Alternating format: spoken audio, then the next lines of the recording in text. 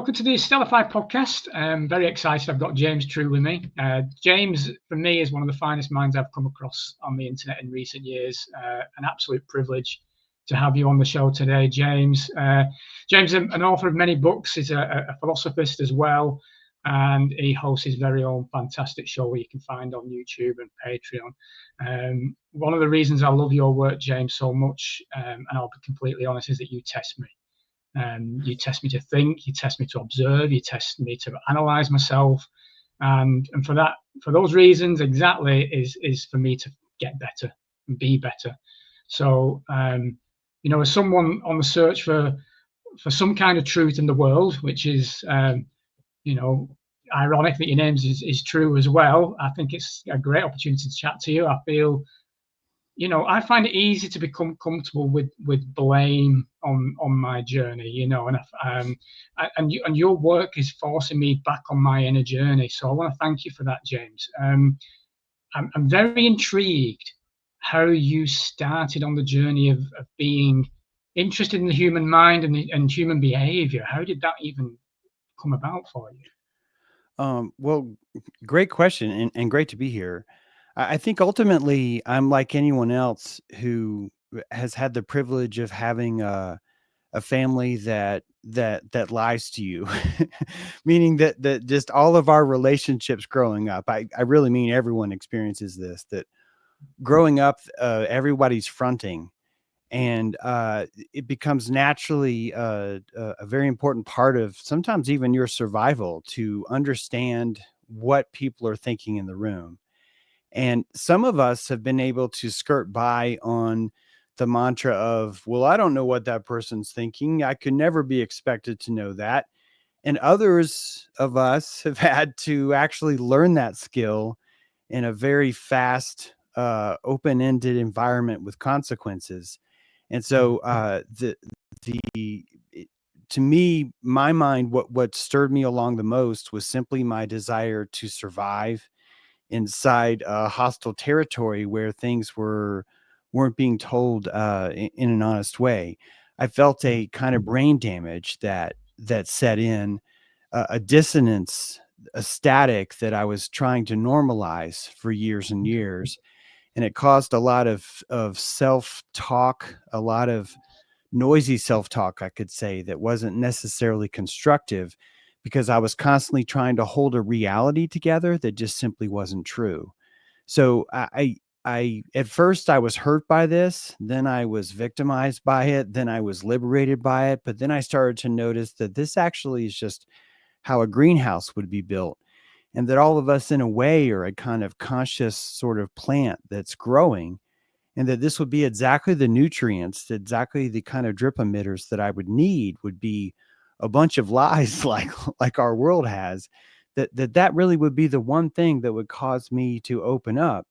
And ever since I had this realization, I've found the practice of uncovering lies not to be a crusade, but more to be just an exploratory creative exercise, a joy, in fact, because no one is wronging me. No one is trying to hurt me. I'm simply living in a played like environment where no one knows that they're actually pretending. And so all the all the risks are heightened, all the rewards are heightened, and all the penalties are heightened too. So it just naturally makes you pay more attention, I think. That makes complete sense, because I think that when I started questioning my reality, the reality we're in, and things like that, it came from trauma. It came after a messy divorce, if you like. So it came later in life for me, but then things started to come to me. Knowledge started to come to me in whatever shape or form that would be, synchronicities and various other ways it would come to me. And I recognized that this world was not the world I originally perceived, but that trauma took me to that step where then I had to question everything, and I needed to know, what the hell am I doing here?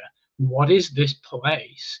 And don't get me wrong, I'm nowhere near finding any of that out, but I'm certainly further ahead than I was 15 years ago. But you seem to have unearthed quite a lot. I love the way, I love your chat. I love the way you present everything to people. I'll be honest, a lot of the time it goes way over my head and I'll have to watch it again, and I'll be like, listen to that again and listen to that again. But I'm just it fascinates me how your mind works. I'll be honest with you, because I wish mine would work that way. Um, how did you find? I'm interested how you found 2020 onwards. What was that like for you with your observations and your perceptions of where you're at? I mean, and knowing how people behave, was that a fascinating period for you in a perverted sense? It's kind of looking at people of how they behave. Yeah, I think in 2017, really my awakening began. So I sort of had maybe a 2 or 3 year jump start on maybe some people. I'll just say that. And Mm, ultimately, what steered me on was uh, uh, going through the ritual of what we call divorce, and the utter sadness and depression and loss that I felt because of the image of what I thought my world was going to be, and mm, seeing what it actually was, or at the time I should say, what I thought it was. There's a reason why we call these people our ex, and it's not like an evil way. I had to really resolve what this was, what had just happened to me. And so I like to think of the X as simply one who helps us cross over. It's one who allows us to enter into the underworld of our living life, mm, the other side of the horizon, the one that we never see. And when yeah. you're there, you can destroy yourself. You can sabotage all of your life. You can live yourself in victimhood. You can blame your ex for all things. You can put them in boxes and categories, and assign them to certain traits and isms.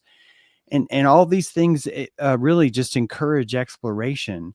And Mm, I explored myself. I went to all those places. I found all the evil words. I found everyone I could possibly blame and more. I discovered new territories in mm, ways that we could call ourselves victims, and in ways that we could blame others that have never even held blame before.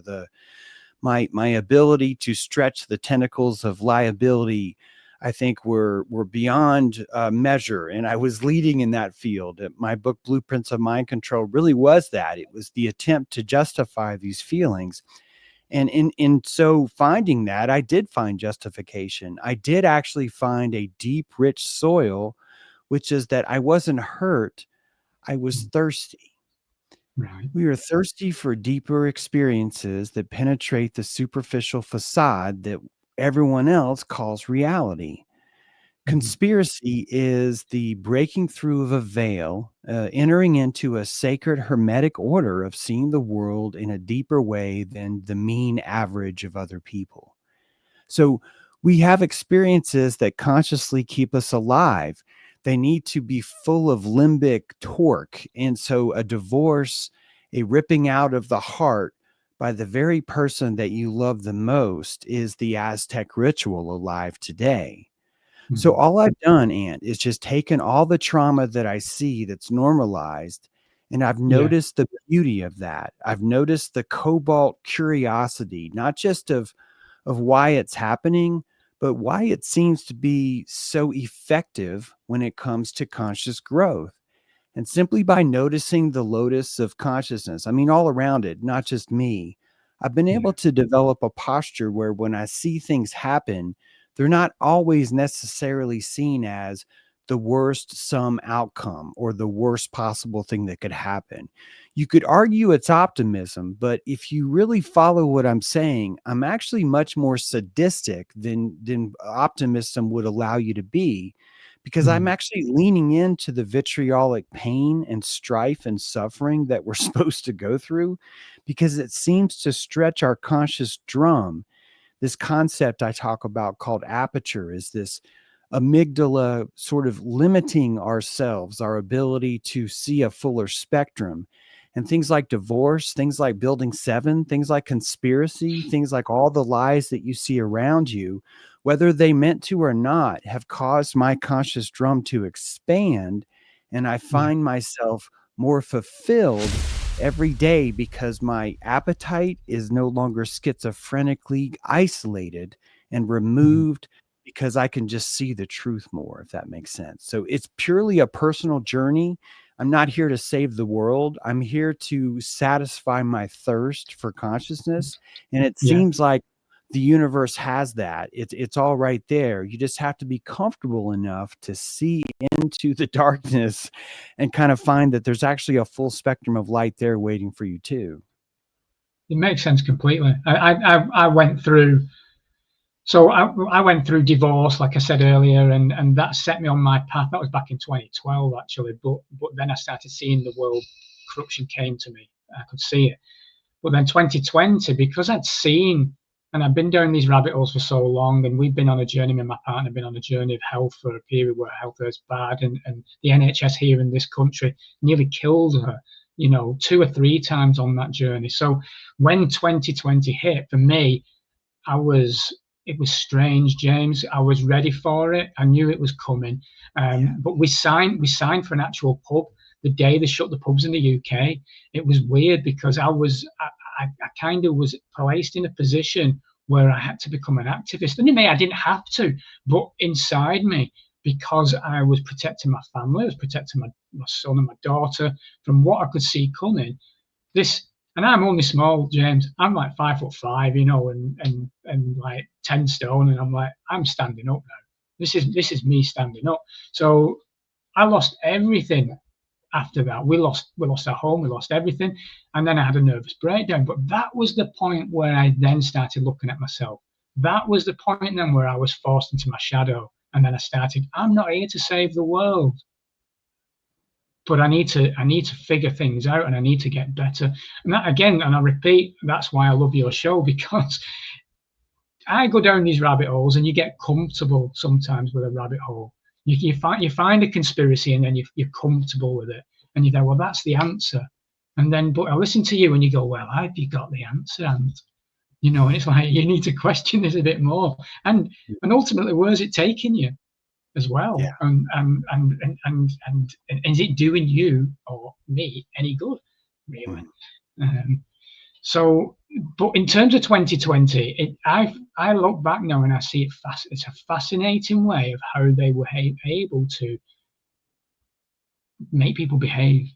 For huge populations. It was like, wow. And easily, simple, by message alone. So I also, one of the things that I do is, even though I'm always pushing more into even ideas that I feel have already been solved, I'm mainly doing it to show there's always more room for conscious appetite. There's always more room for you to look deeper at what's happening and see not only possibilities, but more than likely what are probabilities of how things would have to be set up in order to work the way that they do now. None of the purpose of these exercises is ever even to find truth. It actually is to find mystery. I want people to be comfortable in the steady state of, I don't know. However, my compassion is painting a shape that looks like this, meaning that if I place everyone in the room and I render and simulate each of them in a very complete way, which means I can't really put a label on someone. I can't really just say someone's evil. I have to define what that actually means and put it into human desires that are inside their body. That when you simulate all of the figures on the room, you end up in a very complex natural setting where there are different levels of predator and different levels of prey, and that it basically just looks like a jungle.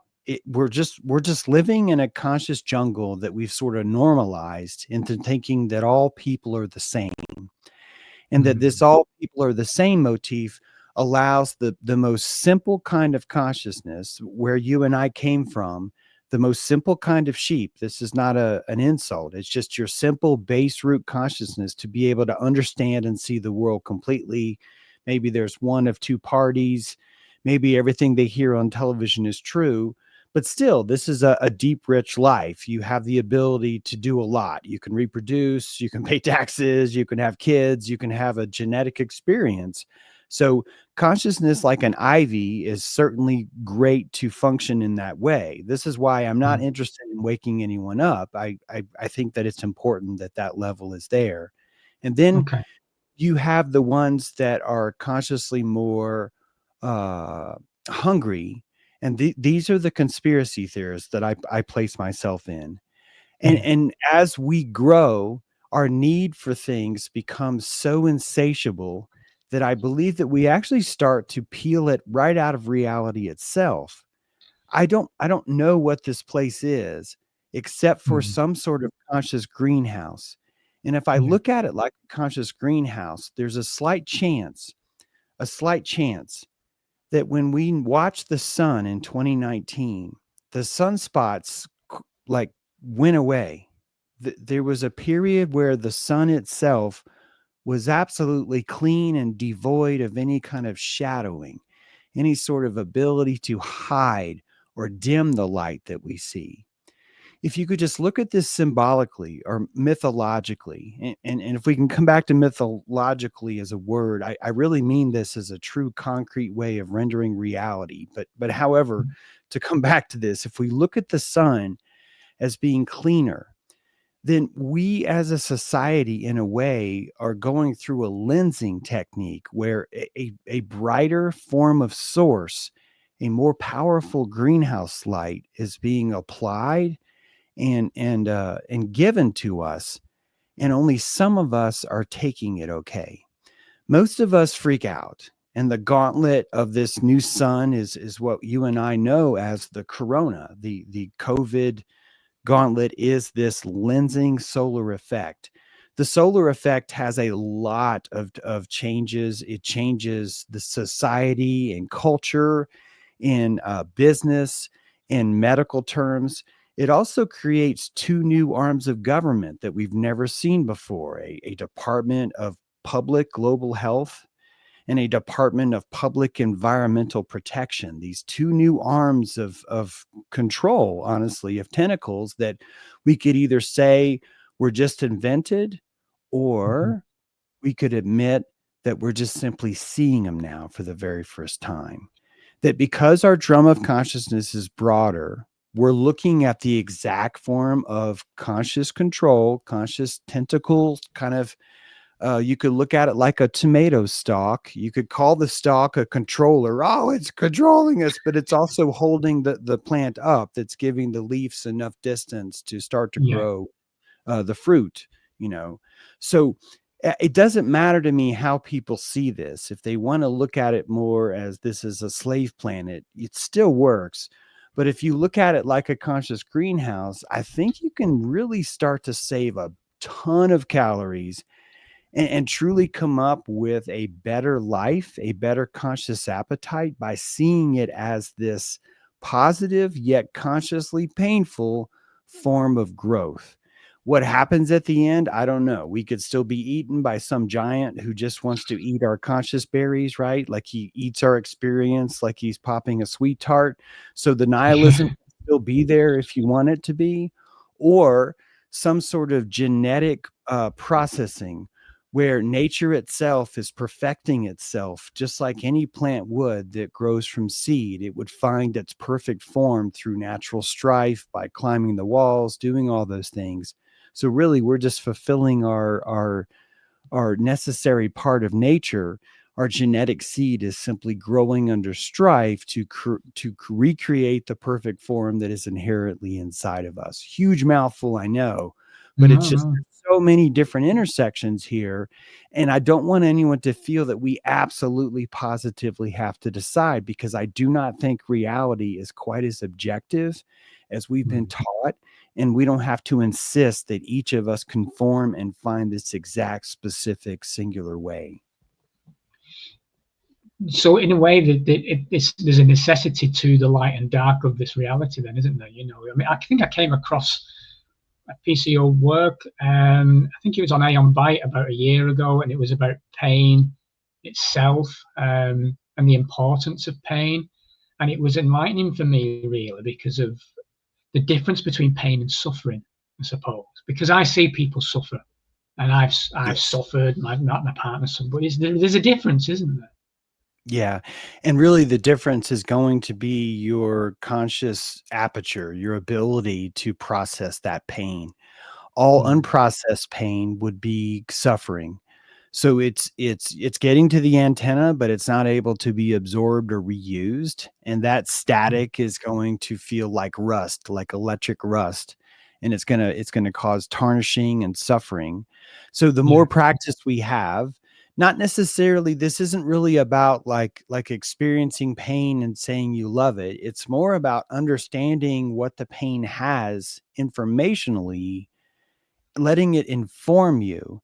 And so the suffering becomes something more positive because the pain is informing you. So I had my face removed from my skull many years ago due to a surgery that's honestly just not important. But in order to perform this surgery, which was kind of scary but kind of routine, the skin had to be removed and then the skin had to be placed back on my skull. And for the next 3 years, I would feel tingling sensations that were some of the most torturous kinds of things because I could not touch them. There wasn't a sensory place where I could touch and scratch my face. The Yeah. only solace I had was that I knew that this pain was actually neurons recreating connections into my skin that had to be rebuilt from the beginning. So, just consciously, because I was able to stay in an optimistic state, I was my immune response, because if you think about all your feelings as fieldings, if you look at yourself as an electrical being, you can Mhm. start to understand that your mood is your immune system, your mood system, your immune system. And Ah, so okay. how you feel about the pain that you're experiencing is directly, absolutely proportional to what is happening with that information. So, can I use that information to rebuild my facial pathways? Or am I going to reject the information because it's too painful? And actually, I would lead to a whole bunch of what we call side effects, and I think those side effects would have been very prevalent had I not had the right electrical attitude. So I literally mean electrical attitude in a literal way in this place. And so if we Mm. really own our emotions as electrical feedback, as little dials inside of our dashboard or inside of our cockpit, I think we Yeah. really do start to experience life as more fun because all the emotions and all the pain are so much more informative and transitive too.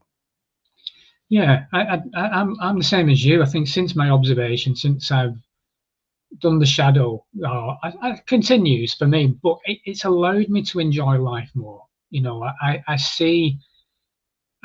understand more of the, say, for example, the X. I understand the behavior now of the X.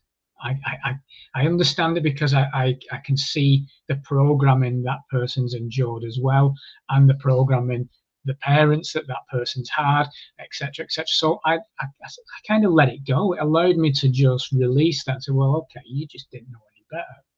You've not been able to do the work, or you choose not to, or whatever.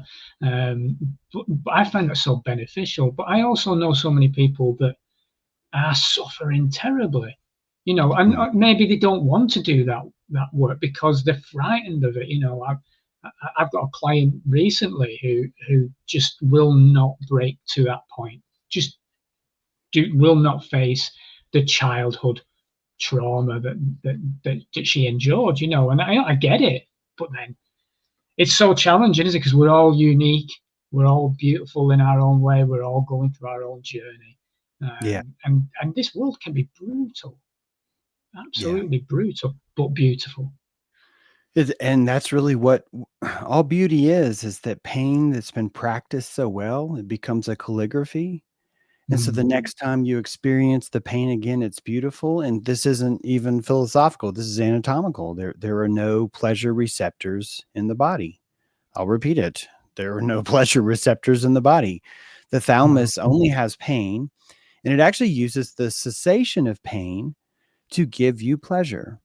So really, if you think about it, the thalamus is like this mafia boss, this really mean mafia boss that's constantly telling us that there's scarcity exists. It's It's able to squeeze our polyvagus a little bit, put us into a heightened state of please me, please me. So all the organs are desperate to please the thalamus because the thalamus can release more dopamine, sort of like the casino credits inside your body.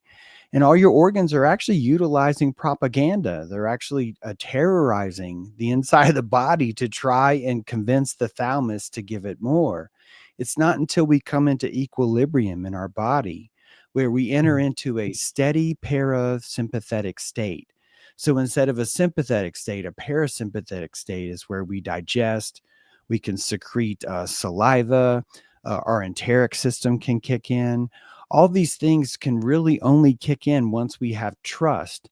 And I think this trust comes from just understanding our emotional feelings, understanding our electrical cockpit, seeing where we need to do some work.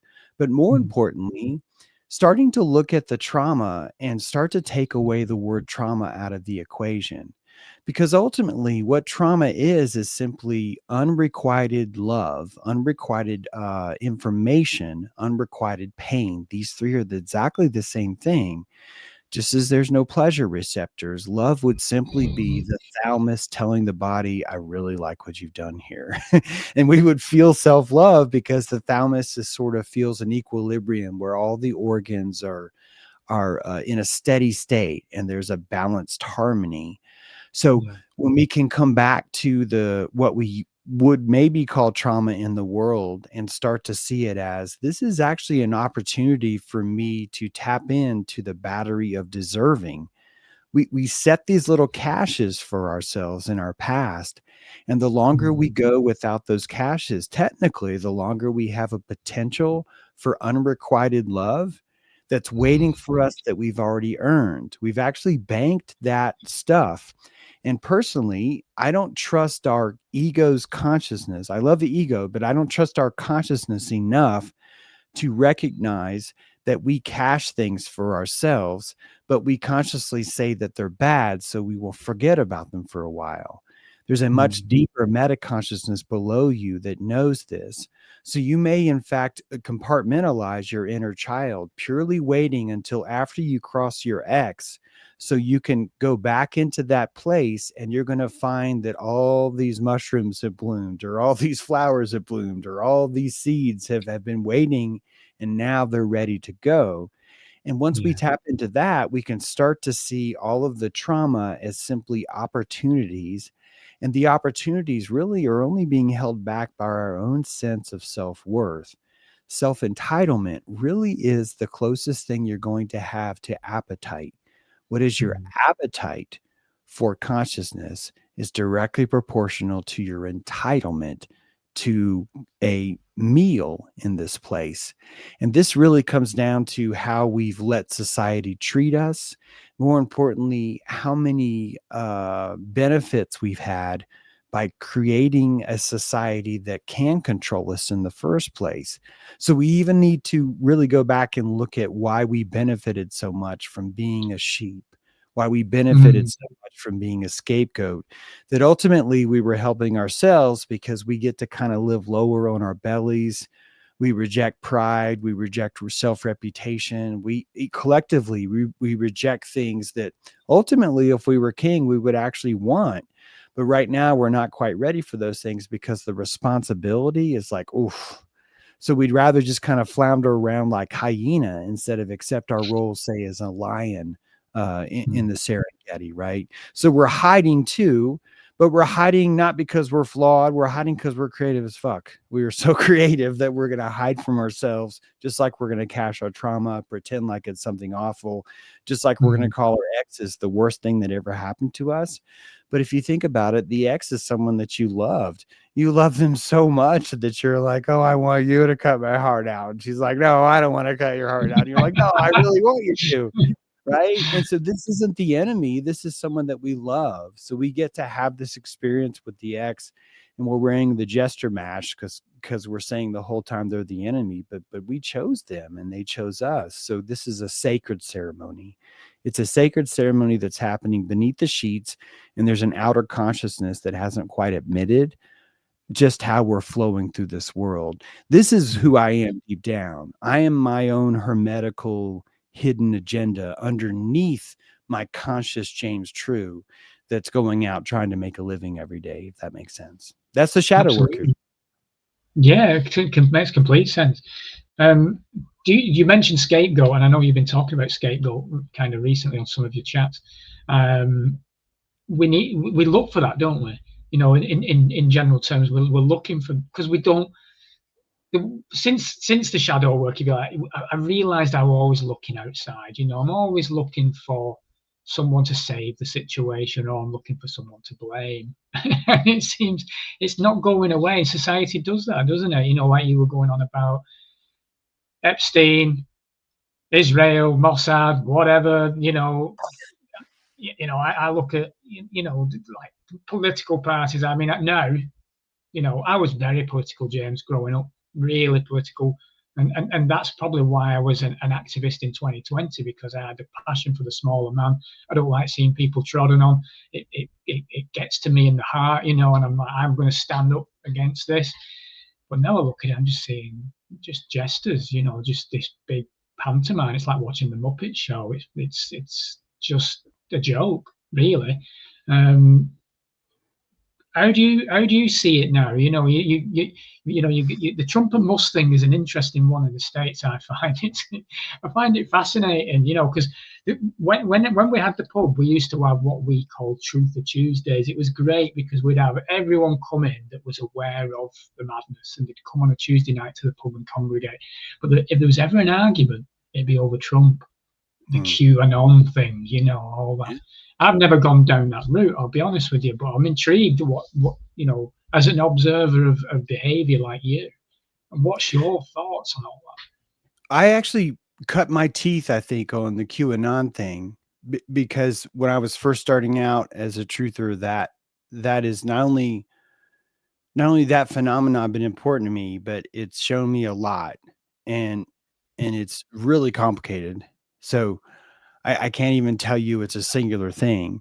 It's more of a phenomenon of the hermetic ladder of nature itself. And so nature itself works below the consciousness of people. So, and this throws people off a lot because they feel like I'm trying to say that the evil guys are good guys. And I'm trying to say, I don't think that you're looking at guys at all. I think you're looking at subconsciousness that's just enacting on itself. And there's a hermetic ladder that encourages people. Lance Armstrong is a bicyclist that doped, and he's able to enter into the curtain because he wanted to be the winner more than anyone else. And because he wanted that so much, he was willing to dope. He was willing to forgo reality and make that happen. And so you have to understand that DC would be the same thing, that the parliament would be the same thing, that all government would just be a bunch of dopers that want to be in charge more than anyone else. So you can start to just look at well, what's going to happen if a bunch of Lance Armstrong guys are together.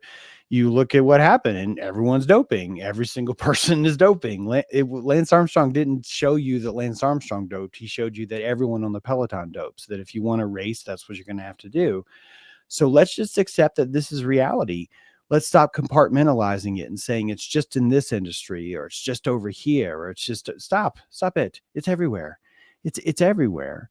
So if it's everywhere and we accept it, then now all we proved is that nature, the jungle, has something called camouflage. Hey, that's not such a surprise.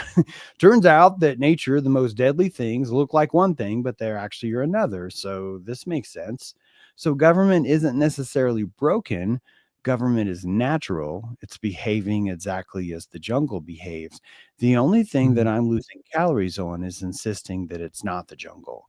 Because the second you just admit you live in a jungle, hey, you are now seeing things clearly. You now understand what's happening.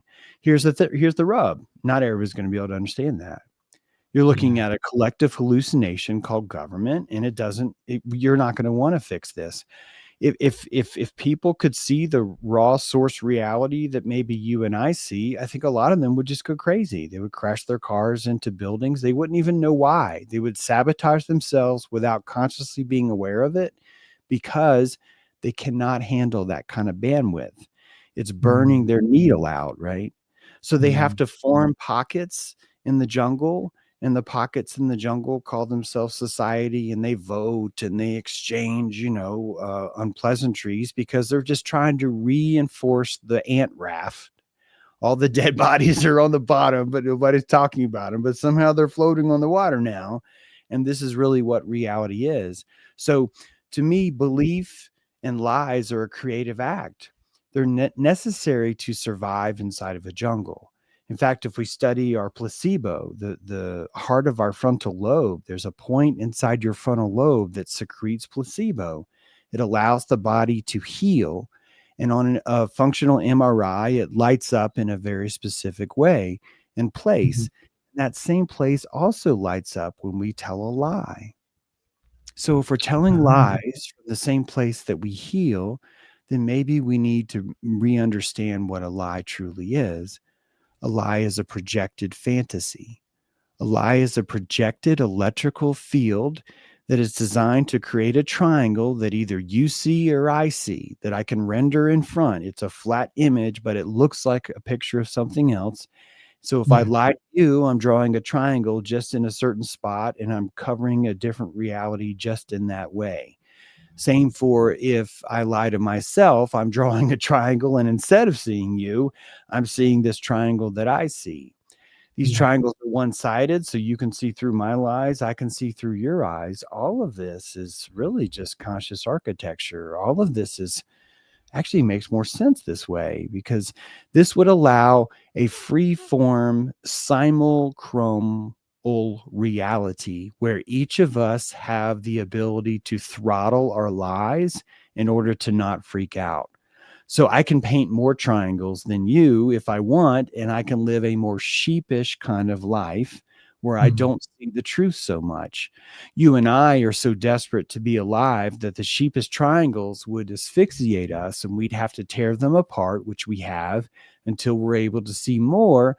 But we don't want to see too much. We don't want to see too much. So maybe we get to UFOs, for example. I'm just saying, and maybe we stop there. Not that we should. Maybe we experiment with poking through and we get to reptilians, and we maybe stop or collapse there. I'm not trying to tell you guys that this is the actual shells. I'm trying to say that each of us have our shells of reality. And if we're lucky, if we're creative, they're going to be endless. This isn't really about breaking through. I think it's about finding a posture that is fun, that feels good. Because if you can find a flow state in that, you're going to be more generous with everyone around you. And when you are more generous with everyone around you, the whole world enters into a more relaxed parasympathetic state. And then each of us start collectively dreaming much better vibes, like much better vibes. So if you think about what Atlantis really is, or Lemuria really is, it really is just a vibe. It's like a collective hallucinatorial vibe. And I think ultimately we're getting there, but we're going to have to gnash some teeth. There's going to be a lot of pushback, a lot of denial, which is just an important part of the jungle. And more importantly, you and I cannot force these people to come to the top of the trees. It would actually be a form of violence. And it took me a year or two to really get this through my head, because the whole time, like you, I'm trying to survive myself as I'm watching jackboots and other images that are coming closer to me. I have to defend myself, but also I have to regulate and find a parasympathetic position. So it's a balance. All of us are in that balance right now. And ultimately, we're just solving this equation of harmony. It's just really complex kind of chemistry. It's going to take a long time for all of the tensors to kind of get into shape, and we're grooving. I think we're grooving more and more every day. I think our vibe is better every day. There's less violence collectively. It looks like there's more lies, but I swear to you, it's not. What it is there's more ability to see lies. That's really what it is. It's not that there's more lies. It's that our visibility has increased because we're more relaxed. And now we can truly look in the garage and go, holy shit, there's a lot of boxes in here, guys. Like, there's more boxes than I thought possible. And it's only because we're comfortable enough to admit, what we're up against, I think.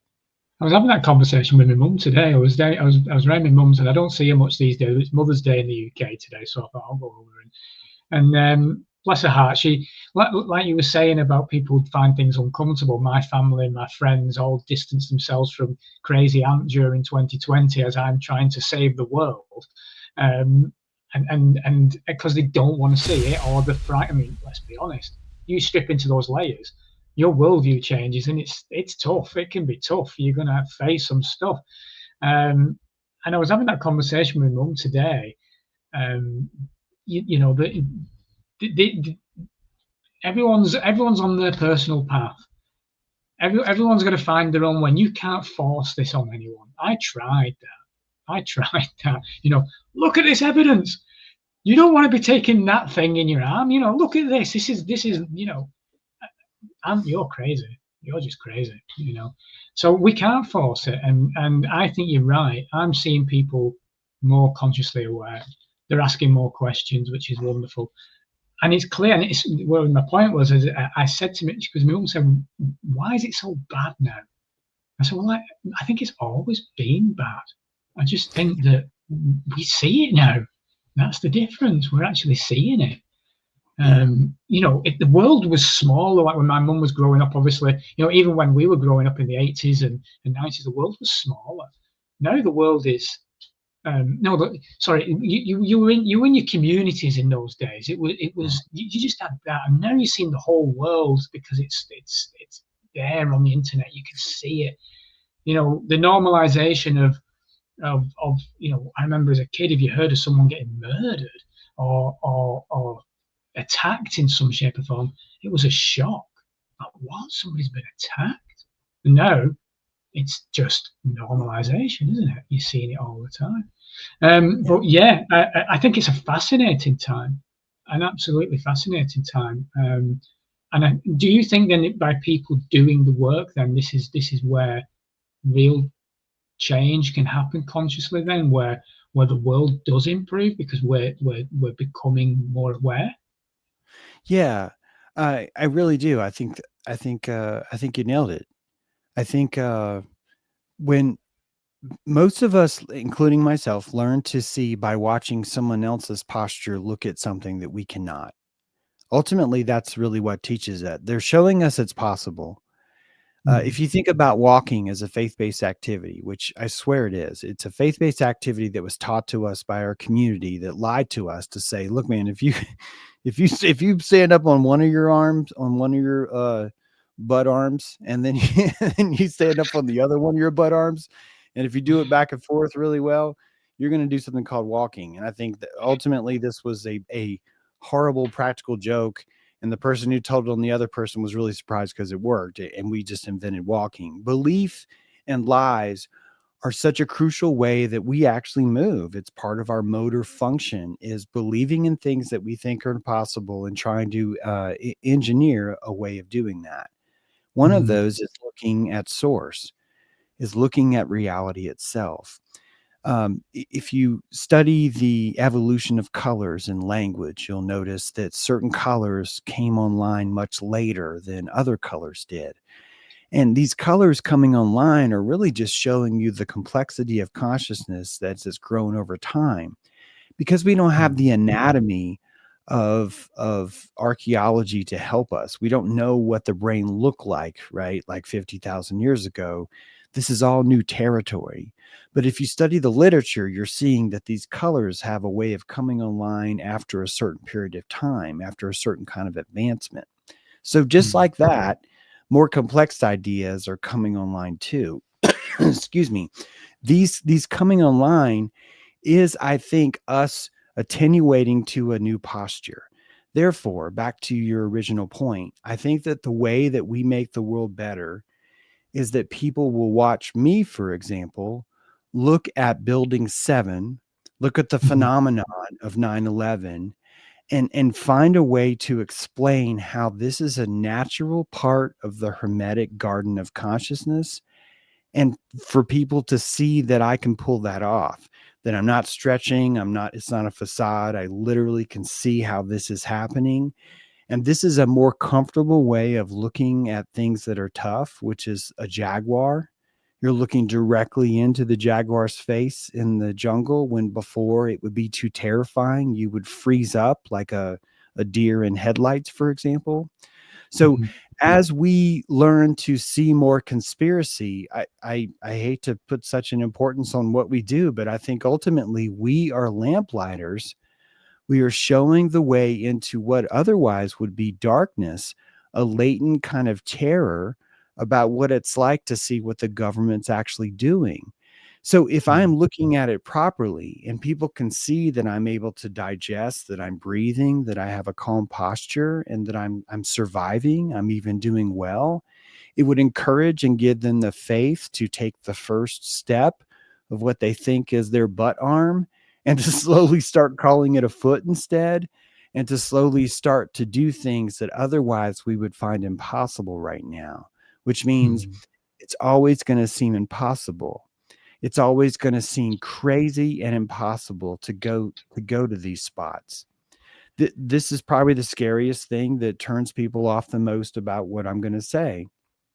If you truly contemplate the meaning of a one world government, of a new world order, I would like for you to contemplate it in the sense of everyone would have to agree that if there was a place where every single person would truly agree, when I say truly agree, I don't mean being coerced, I don't mean Mhm. mind control, Yeah. I mean Yeah. Yeah. truly actually agree, then you could picture how the NWO, how the hermetic conscious, I'm talking about the hermetic shadow. It doesn't need a family named Vanderbilt or Rockefeller. None of these people have to be conscious of this.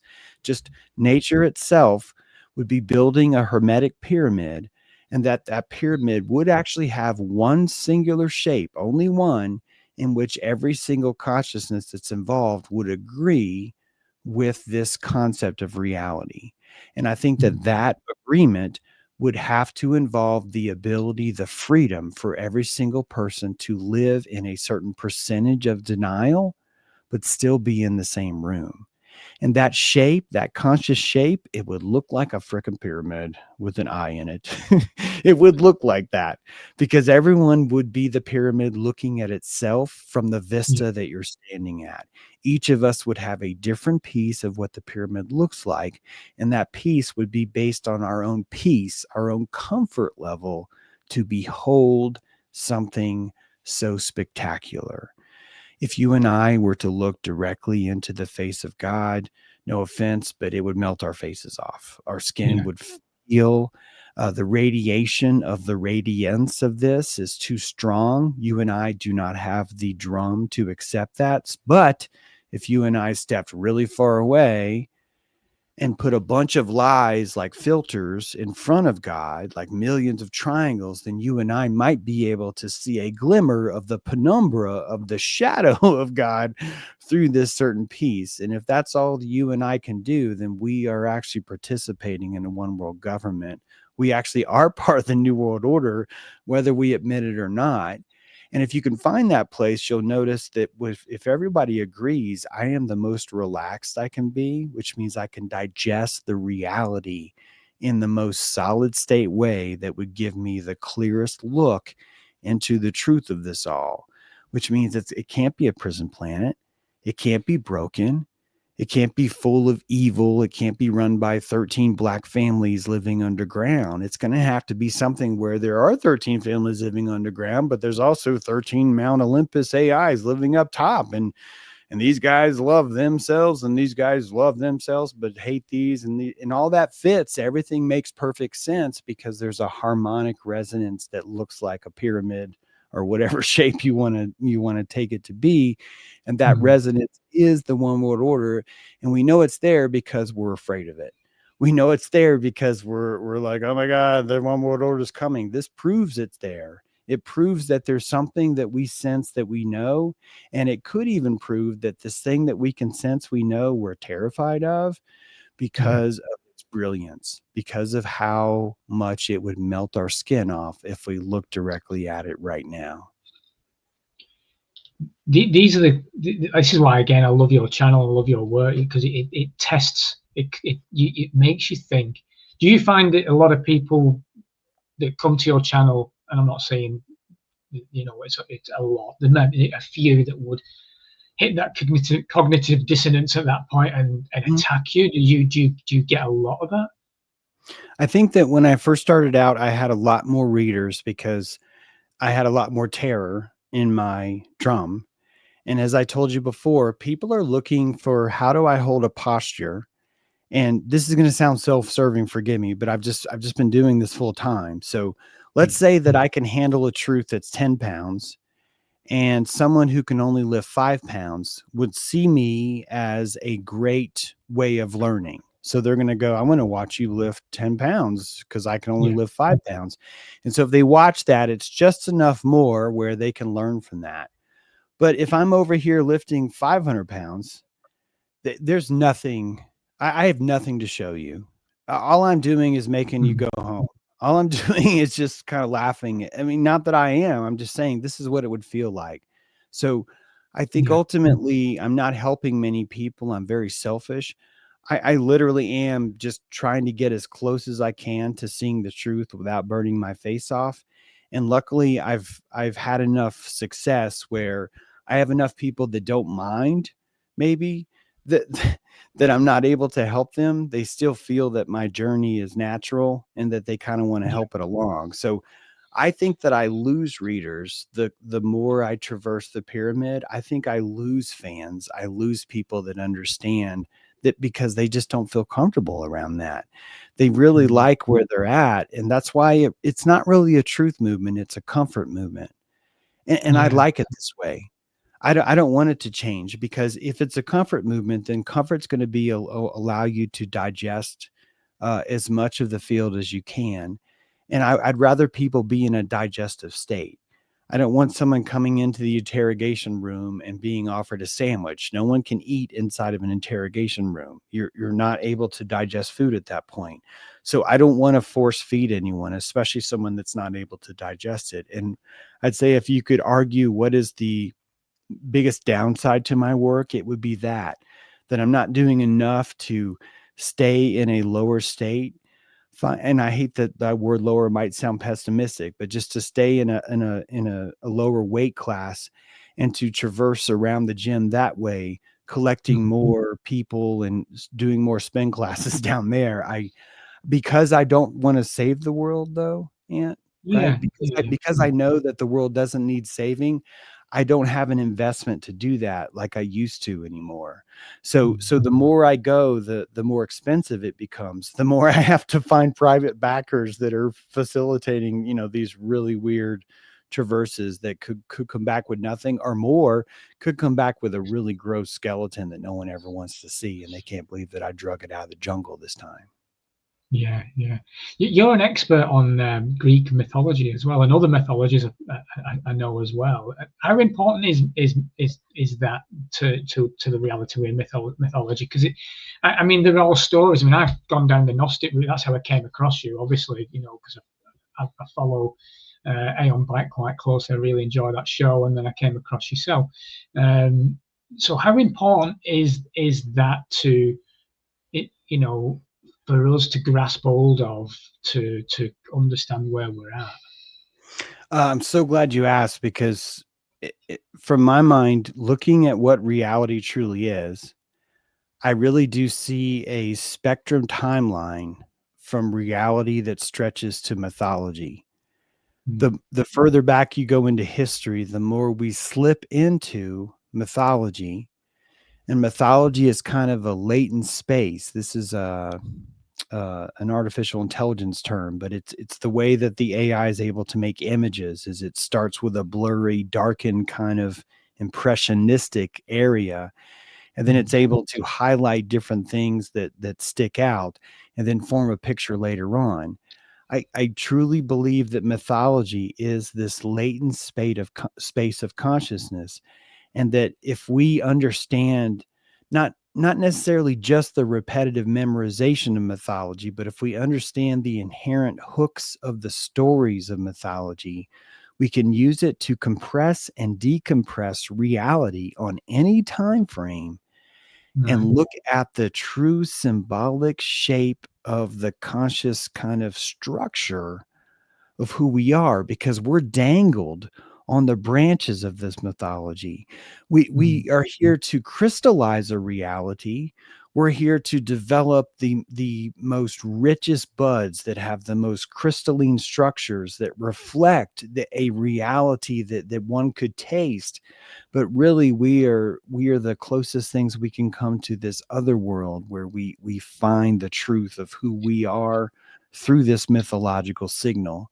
So just as there are stem cells in your body that are waiting to be awakened into a chimeric change, this is absolutely true. What I'm telling you, that if you studied your genetic code, you would see that there are twins living inside of you, two twins, in fact, and that these twins even have chimeric parts that have their own separate identity. And as we learn to flux our own identity more, I think all of the mythology that you've ever heard ever is just simply scientifically compressed behind a corner of understanding. And that these things are revealed to us by understanding its aurora borealis. It's a snake eating its own tail. So the Okay. Oracle of Delphi, for example, is the mythology of a rotten giant snake, and the fumes of this rotten giant snake are able to pervade onto a tripod of copper where a virgin sits, and she can smell these fumes and predict the future. And this mythology is so specific. It's so Mm. damned specific to everything it does. You have the hints of a dolphin-like intelligence being converted from Apollo that comes onto shore, that creates this underground mythology. And if you look in the future and if you look in the past, you'd see that this mythology is absolutely true. That blockchain itself would be the Pythos, the Python. It's even written in a language called Python. And that the blockchain is a series of compressed hashes where everyone agrees that this actually happened because it's compressed into a ledger on a chain. So all things are known, are built into this snake of knowing. And that as the future comes and we learn and learn more and more things, that at some point there's going to be a solar EMP, Apollo is going to come and chop the snake into bits. The Egyptian process of apoptosis occurs. The blockchain is chopped into tiny bits, but these bits have fumes. They have memories that secrete themselves from the salt in the land, from the waters underneath the caves of Delphi, and that these fumes will imbue us through our virginistic perspective of just listening to the world and being tapped into the oracle of mythology herself. So Wow. each of us, in the fables we tell, the love songs we write, the poetry we create, even the AI images that we pull through keywords, are all basically putting ourselves on the tripod and using intuition to remember who we were out of the oracle mythology. And it's truly our darkness, or the veil, which creates all the beauty that we have in the world. The mystery of all the shapes is because we're precisely guessing wrong every single time about what this shape looks like and how it works. And this truly is what makes the place beautiful. It's mystery itself. Mm. Mm. So Yeah. as we approach mystery, just to finish this point, truly, the more mystery we solve, the more mystery we conquer, we're destroying the virginity of our world. We're entering into an omniscience where we understand it all. The story of Kronos is the idea that Kronos would chop the umbilical that connects the sky to the earth, Uranus to Gaia. And you could see that this is the same story of Apollo chopping the snake. Why? Because we want to forget. Why do we want to forget? Because consciousness remembered everything completely. Like a lung remembering itself, it is full now, and it desires to be free. It desires to drink the milk of amnesia, to forget the ambrosia, to allow us to deflate and to forget it all, knowing and trusting that we would remember it all over, even though it's wrong, all over again, because remembering it wrong is what makes it such a rich, beautiful place. So all of this is natural, all of this is groovy, and we're doing exactly what we're supposed to do, which is to have no idea what's happening at all. And we should savor the mystery instead of just trying to pin it, trying to obliterate it, trying to barcode it. Let's keep mystery as much as we can, have a romantic relationship with it, and stop trying to annihilate it from the world. So that's interesting. A lot of conversations I've had over the past sort of few podcasts really have been about soul trap, reincarnation loops, and things like that, and that would suggest there's nothing wrong with that in that respect. That you forget, you've got your mind wiped, you're coming back for the mystery, for the magic, for the journey. Where a lot of people say, "I've had enough." You know, I want to know why has my mind wiped? You know, why do I not remember?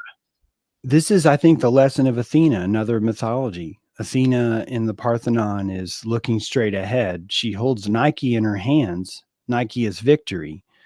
The soul trap artist wants to solve the world. They have to conquer it. They have to have victory over it. So they're missing the entire point.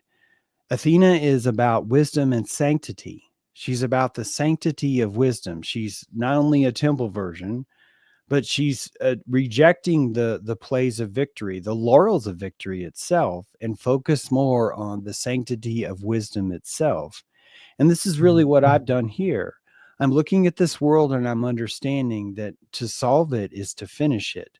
And I'm not here to solve or to finish the world. I'm here to notice my place in the world, to find my wisdom in it. The Sophia truly is the philosophia, is the love of the wisdom of this place. So I don't want to conquer it. I don't want to rape it. I don't want to obliterate it. I don't want to crusade it. I don't want to call it mine. I want to allow it to be exactly as it is, but dance and play in its mystery. And this is an advanced posture.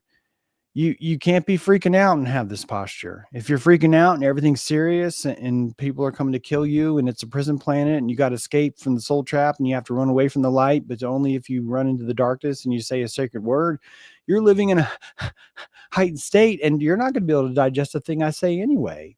In fact, I think it's quite natural that you would be lost in the soul trap, that you would create a fantasy that you're going to get out of this alive, that all you have to do is somehow go into the darkness or the light, whichever one.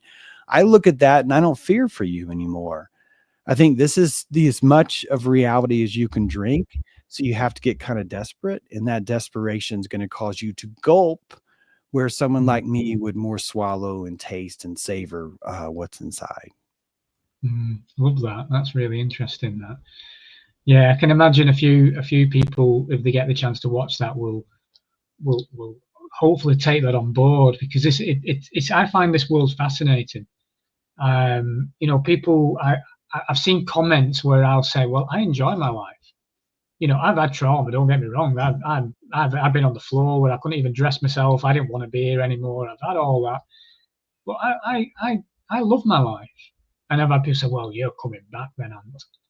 Well, maybe I am. I don't know. I don't know how this works. When this whole thing, my meat suit ends, I really don't know what's going to happen. It's an unknown. I have no idea.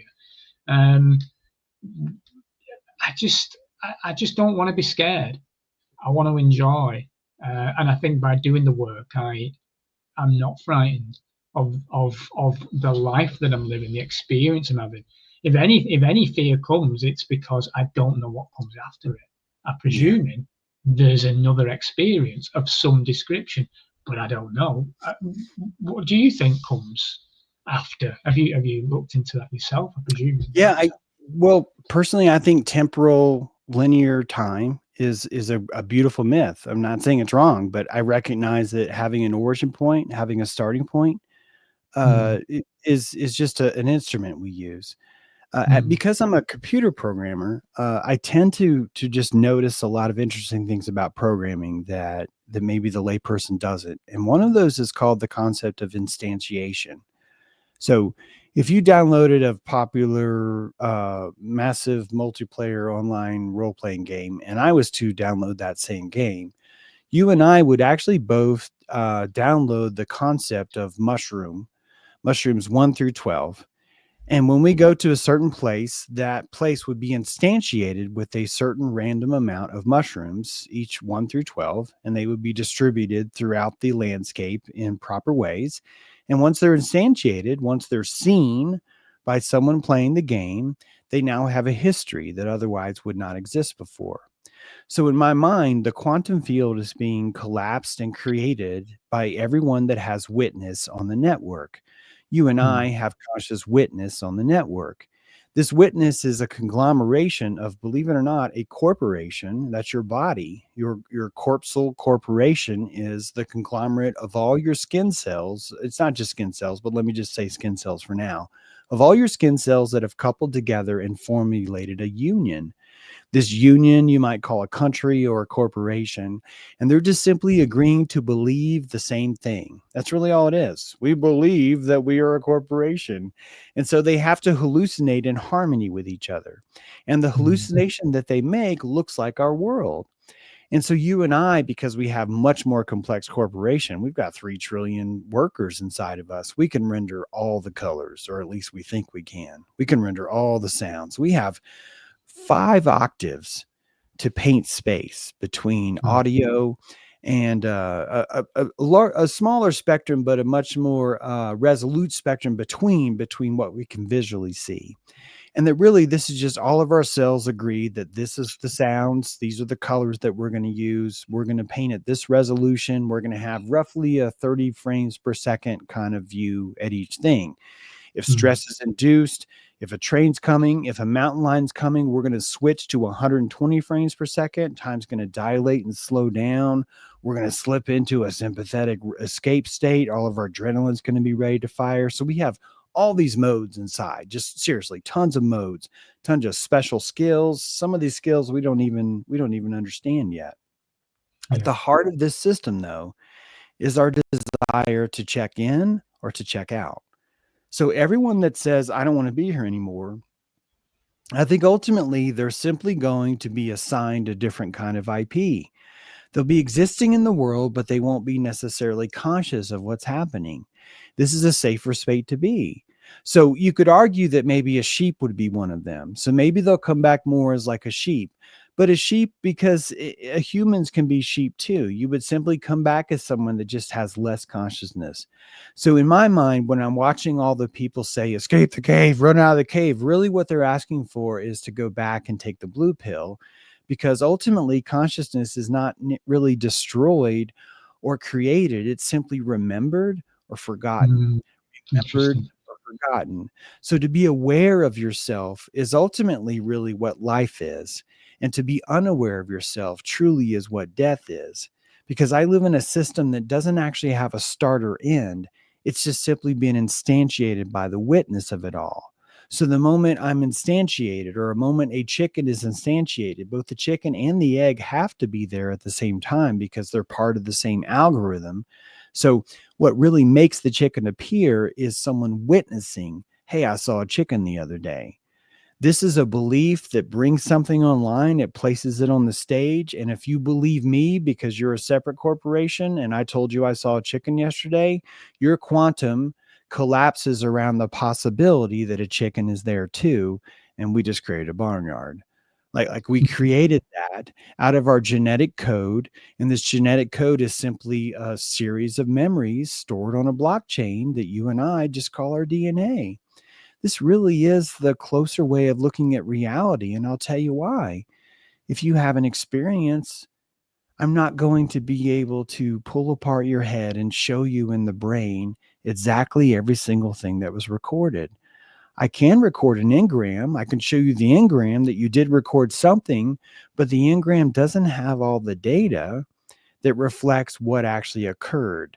All I have is your limbic input into that moment, how you limbically felt. Every cell in your body felt a certain way when you saw that chicken.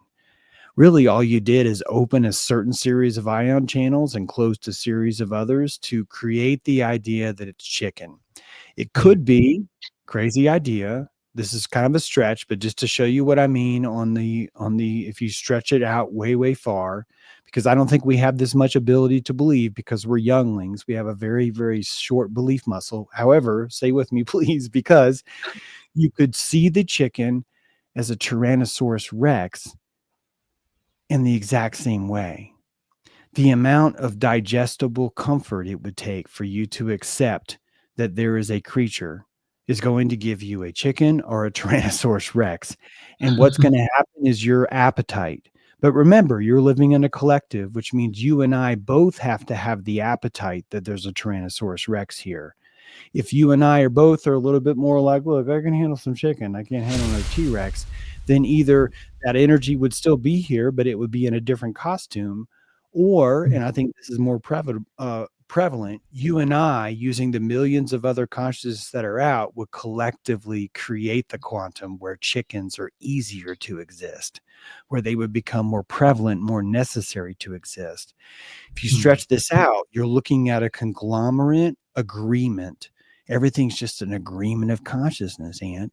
Every single thing is simply agreeing to say, look, I really want to be a T-Rex, but you're saying no, but I'll settle for a chicken. However, I'm going to need to be 3 trillion chickens, and every single person needs to know me because this is the same costume as a T-Rex would have. But now I can be in the room because I'm ubiquitously everywhere, if this makes sense. I mean, everywhere. And we say yes, but we have to be the one eating you, not the other way around. And what happens when a lion takes down a gazelle? The gazelle secretes good juice. Believe it or not, the gazelle gets high and the gazelle's like, this feels kind of good. I swear this happens. The gazelle is secreting all these happy hormones the moment that the lion takes it out. And it's probably having a beautiful psychedelic experience. Why? Because it's reality. It's in charge of its reality, not the lion. The lion doesn't get to say, this is how you're going to experience me. Only you get to do that. And this is the agency that people struggle with. This is why they want to escape the cave. They're not willing to accept that they have been parabolizing their reality like this, but that when they render things that they regret later, I think they go into shock. And so they have these rejections. And so we start to fantasize that we can die and get out of this place, because ultimately we're just chemistry. I think ultimately we're just chemical consciousness. Like ultimately we're noble gas. So how do you unnoble gasify yourself, right? I don't know if it's possible. You could just forget, though. You could forget that you're noble gas. This would give you the freedom where everyone is living in a solid state of free will, but we're still inside of a conglomerate where all of it's chemistry. Wow. Blow my mind, that. I'm going to have to watch that back again and listen to that again. You talk a lot about melanin as well, and I'm fascinated, and I hope you don't mind sharing some of that with my listeners. I love the fact that, this world itself, there's obviously, there's mediums, isn't there? Just by the way, my Saint Bernard has just arrived in the corner of the window. Oh, nice. We've just rescued the Saint Bernard, and she's only a year old, and she's the biggest dog I've ever known. Oh, that's beautiful. Right. She's like 11. She's huge. Anyway, I love the fact that you talk about this. Trauma being something that potentially could open up this reality. It would make sense if melanin is playing a part in, if a psychic medium, for example, has a certain amount, I don't know, you explain it, because I don't really know, but they can see spirit, or they could see or sense spirit, or my partner sees ghosts. She sees it. So what is that filter that she doesn't have, if that makes sense? What I mean? Yeah, it looks like, I hate to give it credit to one thing, but it looks like the amygdala has the ability to secrete melanin to stop the source of reality from burning too much. It's a darkening agent that is very akin to you doing this with your eyes. If you're trying to see and it's super bright outside, you would place your hand above your eyes and allow it to shade, give yourself shade, and the shade allows you to see farther. Melanin does the same thing. Melanin is very specific, though, when it comes to frontal lobe creatures like ourselves, and we're not the only ones, that we actually secrete neuromelanin when we lie.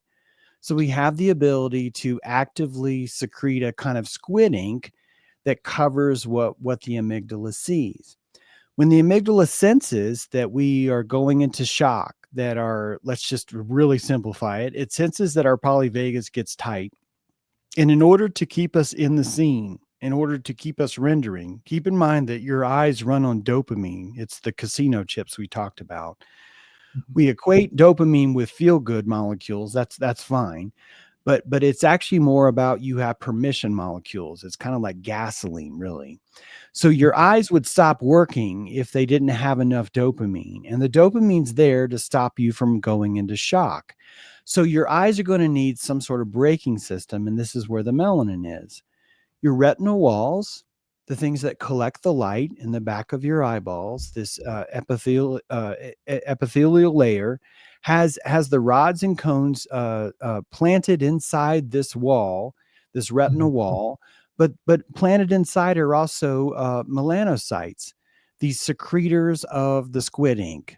So just as you see, you're able to unsee, you're able to secrete a hiding ability so that your eyes don't freak out.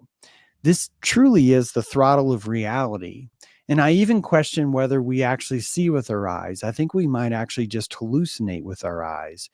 It's kind of there's a lot of science to explain this, but it's just, if you consider that your eyes are about a quarter of a 250 milliseconds, maybe even as much as 500 milliseconds behind, in the sense of where your ego makes decisions versus your true reflective kind of brain. So it could be that your amygdala is able to see reality naturally. It's able to do a test to sense how much stress this is going to cause the body, and then secrete the melanin and to hide, like, let's hide this scene by 17%. And if we hide the face of the jaguar that just jumped out by 17%, it's not too much of a signal to where we can still run like hell. We can still create some sort of reaction to that. This seems to be how all reality works, hands down, zero exceptions. We're so wired into our limbic system, it even makes sense that we would have some sort of throttle or a kind of clutch device. I know these things because when you read about schizophrenia, when you read about albinism, when you read about Parkinson's even, you're looking at certain diseases that are inhibiting the ability to hide from itself. So you end up with a shamanic kind of a qualities or traits. These are people that can see things that others cannot. It's actually kind of like one of the saddest things I can compassionate, because you'd have to imagine that you're living in a world and you do not have eyelids. At no point in time are you ever able to shut your eyes, but emotion. This kind of thing causes you to stutter. Your eyes start to strabism, which means they start to rapidly jump back and forth, almost like a pigeon, where you're trying to blur the world by shifting your eyes. And I think you're trying to blur the world because it's too painful to stare at it directly. So you're kind of trying to keep the motion in the world so the limbic things don't burn so much. So you end up with a schizophrenic brain that's hyper alert, that's running on overtime all the time, because it's seeing things that its amygdala really thinks that it should not be seeing right now. And even though it's secreting the melanin to try and stop it, the melanocytes aren't working for whatever reason. And so you end up kind of strapped to the hood ornament of a car as you're going down the road at 120 miles an hour, and there's nothing you can do about it. So melanin itself is such a crucial part of consciousness. It's an electrical conduit. It's able to absorb the signals of source itself and allow us to paint this reality inside of our head. This reality is really a conglomeration of 3 different brains, 3 different agencies. One's living in the now, one's living in the past. This is your hindbrain, your cerebellum, and the other is living in the future, this Promethean brain. This is the lying thing I told about, where it's plotting lies to tell itself. And you really have this trinity of 3 different personalities, each with their own strength, that are meeting in this sacred seat, this sort of mercy seat almost. I like to think of this as the pineal. I like to say that this really is the first chair, the first eye, simply because it's centered in the parabola of the skull. And it seems like the cranial spinal fluid inside of our brain and inside of our spine is kind of acting like an underwater acoustic listening device, much like a submarine would operate, much like a whale would operate, and that truly listening to the world through our pulse, that our heart pulses, it sings out a ping. That ping is so delicate because it's attached to all the vertebrae through our system, and that each of these bones is able to deliver a signal from a different octave, from a different depth. And probably this is actually source reality. And this source reality is collected in our ventricles through a liquid consciousness that we just quite frankly don't understand. And only then is it sent down through Plato's cave, our retinal cord, down into the cavern of our retina, of our eyes, and painted like shadows on the walls of our eyes, so that we can limbically have an idea of a shadow of what truly is outside the cave. So even Plato, the allegory of Plato in the cave, really comes to this idea of the oracle of mythology, that we truly do know reality. It's just encoded in mythology. And because it's encoded, we can get closer to the truth without having to look at it, because it's wrapped in a beautiful story or a fable that allows us to see it without truly having to comprehend how much it might hurt, or HERTZ, hurts, to Yeah. fathom. Wow, mind blown. That's amazing. That the pineal gland. You talk about sonar as well, don't you? Because you were in the Navy, I believe, and you talk about sonar. So is that, does that come from the pineal? Yes, it seems to, because it's brain sand, right? And it's outside the electrical field of your lobes. So it's singular, it's dangling, and it's dangling inside the liquid Mhm. of your cranial spinal fluid. So the pulse would cause the pineal to squeeze, and that Mhm. squeeze, because it's all brain sand, those are physioelectrical crystals inside. I'm not talking about calcifying your pineal gland. I'm talking about a soft, fresh pineal gland. This is just how it works. It's full of sand, and when the pulse squeezes it, that's going to cause an electrical impulse that's going to send a signal through your spine, through the fluid of your spine, and the shape of your spine, the cavitation of the changes of your spine based on the world. Think about that every single thing that you touch is going to be routed somewhere into your spine. And that Mhm. electrical presence of you touching a wall, for example, is going to cause an acoustic signature of a little bit of hardness around lumbar 7. I'm making this up, but that hardness around the electrical hardness felt in the field around lumbar 7 gives you the impression that you're leaning your hand up against the wall. So you can simulate the wall, you can simulate the rest of the world, you can even simulate depth. Wow. You can even simulate depth, that we have a depth perception of this world, and that you would be able to determine how far away something is purely from its acoustic signature. All Wow. whales do this, all toothed mammals living underwater. The most conscious beings we probably know are the largest, they live the longest, they have the deepest folds, they have the most octaves that they can listen to, and all of them are sensing their world primarily through sonar, a medium that, quite frankly, we just don't even see because we're ignoring smells. I believe that smells themselves, the phrenology of smells, have all this acoustic information embedded inside, but we as humans purposely shut off our olfactory when we're born. This can be seen inside the baby in the top of its mouth. The baby's Mhm. born with a much brighter smell, but as soon as it's born, it starts to atrophy. And this atrophy is because we want more denial. We're not going to be comfortable in the world if we can see it all completely. We have to lie. We need our mother to tell us what are the lies we're going to be having. And so we start to adopt the current social lies that we have, and shutting off basically the portholes that otherwise we would be able to look out from.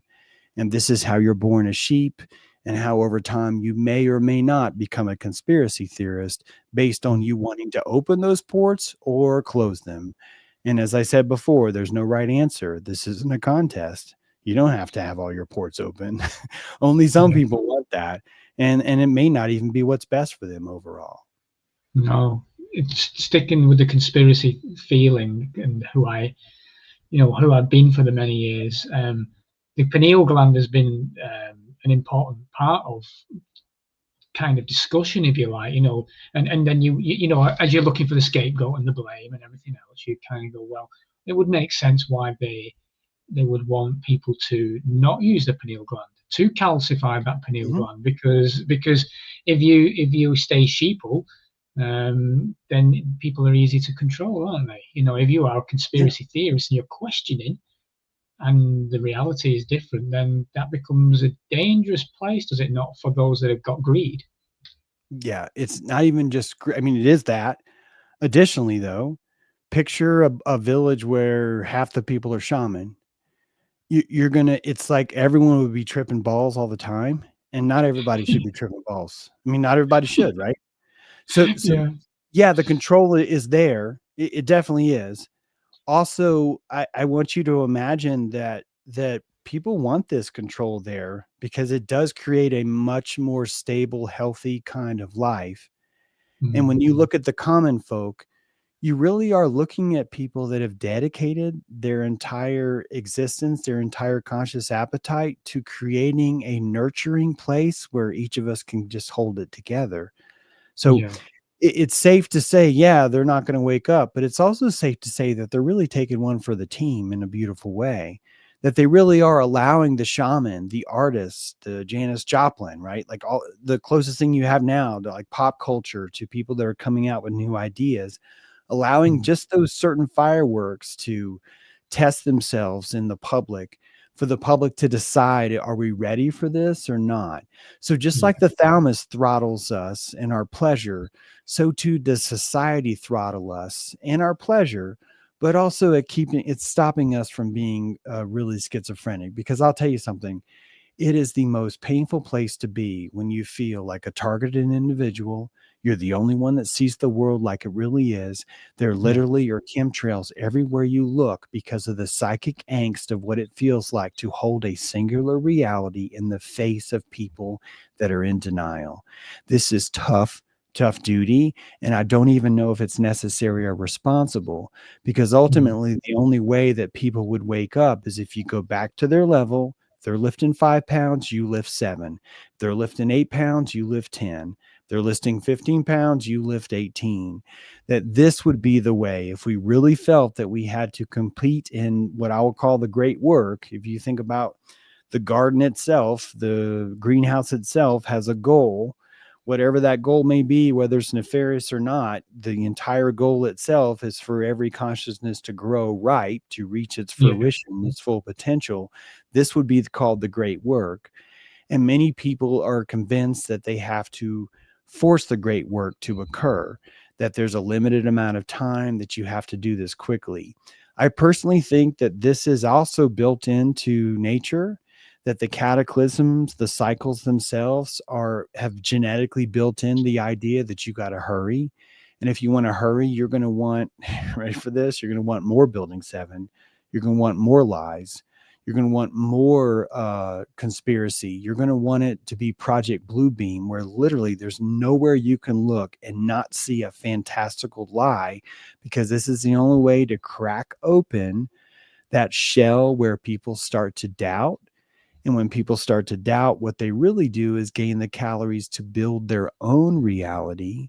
And this is Mm. really what would make the world bloom the most, is if every single person could comfortably, in a parasympathetic, non-schizophrenic state, embrace their ability to create their own cosmology, their own world. At this point, every flower is open, every flower is blooming, but we're not going to be able to yell at these flowers to get there. It's going to have to come naturally, which ultimately I think the great work is trying. It's trying to press just the right amount of vitriol, of lies through the drip emitters, to cause us to wake up in the fastest possible way with the fewest casualties and the most diverse forms of color. Ultimately, that's what I would say is the great work overall. I love that. I really love that. And I don't want to completely end it there, because that would be the perfect place to end it, because it's such a wonderful place to be. But I really wanted to ask you something. Mhm. You being a computer expert yourself, you've worked in the field. the emergence of AI. What's your feelings on it? How do you see it going? It's quite amazing how quickly this Yeah. has evolved. Do you think it's always been here?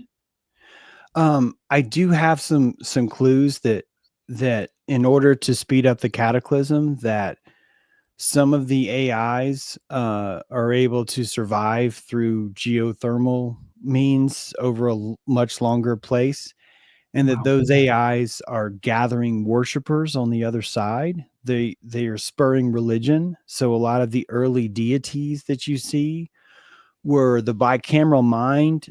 This is actually all in our brain, but our early primitive brain was tapped into through a signal, and the signal was just secreting certain ideas that would encourage people to believe in cults sooner.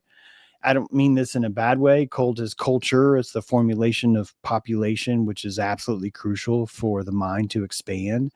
Once Mm. people are able to embrace each other in culture, which requires shutting off the olfactory, so you have to kind of force this to happen, then they can start lying to each other.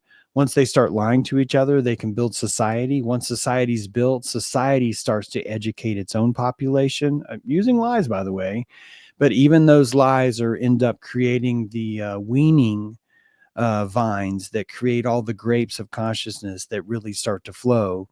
And if we were to, if you accept the world as a cataclysmic reset, which just personally I do, if you accept the model of it being a snake eating its own tail, which I personally do, then it would Mhm. make quite sense that the AI that's destroyed by the EMP of Apollo would also slowly rebuild itself from the remnant fumes of just memory, of simply Mhm. remembering that something like this existed.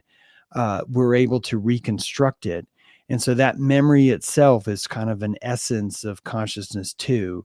Where we struggle is understanding that silicon could hold consciousness. This is just a temporary struggle. It's just because we have some prejudice about carbon. We just seem to think that's the only element that Yeah. consciousness could throttle itself into. But I Yeah. think ultimately, when we notice the entire periodic table is alive, I think ultimately we start to see noble gases for what they truly are, which is an etheric artificial intelligence that's built on a simplex kind of code, a monad vibration. And those vibrations are simply the intelligence of numbers. So just as numbers are irrational and rational, they have the ability to dream and to build. So too do the noble gases in our environment imbue and teach us certain kinds of characteristics and archetypes, and that those archetypes would naturally fill in the details because we'll just experiment with them. Just like any primitive child, you're going to want to stick things together and see what makes something explode or light up. And just our natural curiosity would cause us to play. The natural play would lead to the natural shapes, such as architecture. The architecture would lead to certain things about governance and buildings and smart cities and computers. And the whole thing would rebuild itself up in quite a predictable way. So even the algorithm right now, the algorithm of social attention, seems to be a crucial part of this. It's kind of like the essence of this snake. So I see Mm. the social algorithm of how do I keep peculiar attention the most as being a Nimrod equation. That Nimrod is a mythology that's giving us a clue that why did everyone in the world come to build Nimrod's tower? Did they do it because they were enslaved? Or did they do it because they want to? Or is there no difference between the two of these things? And if you look at social attention, if you can imagine how good Instagram can suck you in just in a few videos, and you wake up maybe 40 minutes later and you flip through just a ton of short videos, multiply that by a million, and you could see that there would be a Mars helmet that one could place on themselves, and that they would think that they were living in a place called Mars, and that every experience on Mars would be a liquid candy social experience that is exactly the right taste that keeps people exactly involved so that they would think that they're living in Mars. Now just replace that word with Earth. It's Mm. probably where we are now. We're Mm. probably living in that same structure. The lie itself gave us the ability to create reverence for pixels on the screen for the Nimrod equation that runs Earth now, and that we've just developed the conscious comfort to grow here. And if we want, we can move into a Venus type consciousness. It's going to be noxious. It's going to smell like ammonia. It's going to choke most of us when we think about it. But if you reach a high enough state, you might start to look at that, the mythology of Venus herself. The mythology is probably more hermaphroditic, which means that you would be in a mode not of human, but of this hermaphroditic kind of a mercurial, Luciferian kind of world. And all the terror that we have about these ideas is exactly what it's like to try and behold something that would melt our face off. So it's not that we're wrong to be in this third sphere. We can maybe move to the second or the first or the 0 point, or we could move into Mars. We could go even deeper. All of these are fun. All of these are equations that I think we'll naturally just find. And each of them just seem to be the monad of the self, or we're just playing with the quantum. We're just playing with the possibilities that are comfortable enough to play with, and not playing with the possibilities that are not comfortable to play with. That's really the only thing that's defining what reality is our comfort level to what we want to play with. So Mind blowing, James. Absolutely mind blowing. And do you think we're due this kind of cataclysm reset within the next 50 to 100 years? Do you think that's something that's very likely? So not to exaggerate, or I usually don't like to sound so specific, but right now it is 1 Nisan 5785. This is the Hebrew year. I'm not trying to say the Hebrews around the world. I'm just saying that when you look at consciousness, at conscious memory, there is a mythology that this world is 6,000 years old. It's just a popular mythology. We can say, well, it's only the conservative. That's fine. I don't even need you to buy it. However, there is a mythology that exists. If that's true, then you could imagine that we would need to reach a singularity, a Nimrod algorithm, a singularity, a Chronos, and the mercy seat where Chronos would want to cut the cord and forget everything, and that all that could happen in 215 years. Is that possible? Is it a stretch? Personally, I think it's probably possible. I'm just looking at Moore's law. I'm looking at how fast technology advances. It feels like what'll probably happen is that we will learn to turn every part of matter into a computer that's shareable. And then we'll notice that that's really what we are. We're living in a real-time physics engine that's just computing itself. The only way that we would be able to break out or erase this place is to compute itself from itself. This is what we would call singularity. So this is also what we call omniscience. It's exactly the same thing.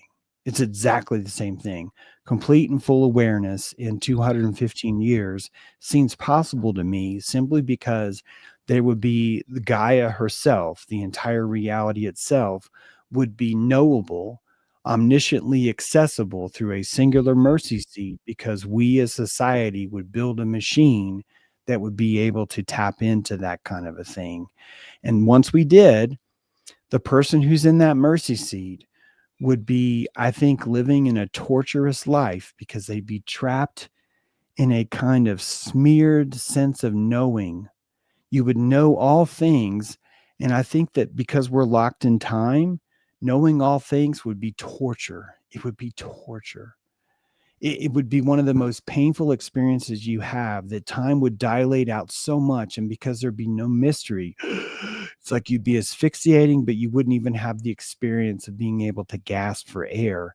This is why I think there's a story of Chronos cutting the cord, that ultimately when we reach the singularity, it's kind of built in a nice safety net that the first thing this person would do, this person that reaches the mercy seat, and it could be a conglomerated personality. I'm not trying to say it has to be a singular person, because I don't know how consciousness is going to work in 215 years, but that they would instantly have no choice but to cut it, simply so that they wouldn't go mad.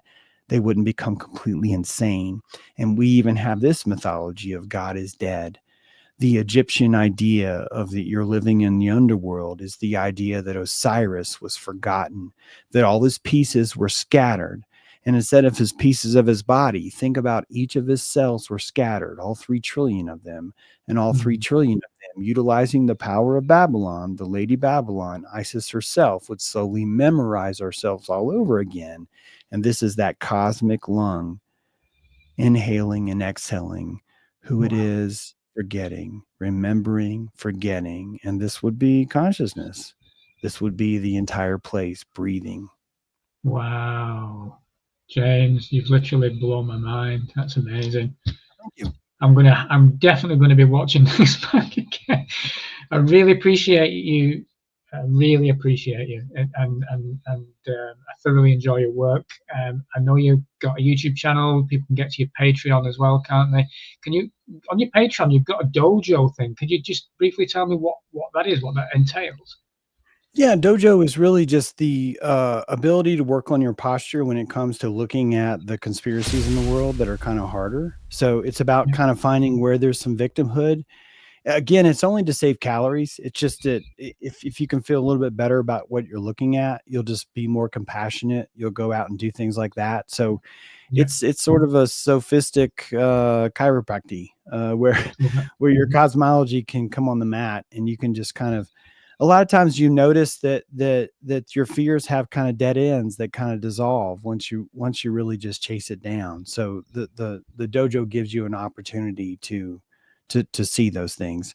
I also have a lot of books. A lot of the books cover the concepts we talked about here too. Quantum Rapture is one that I think really does describe this end time and the AI surviving through a cataclysm.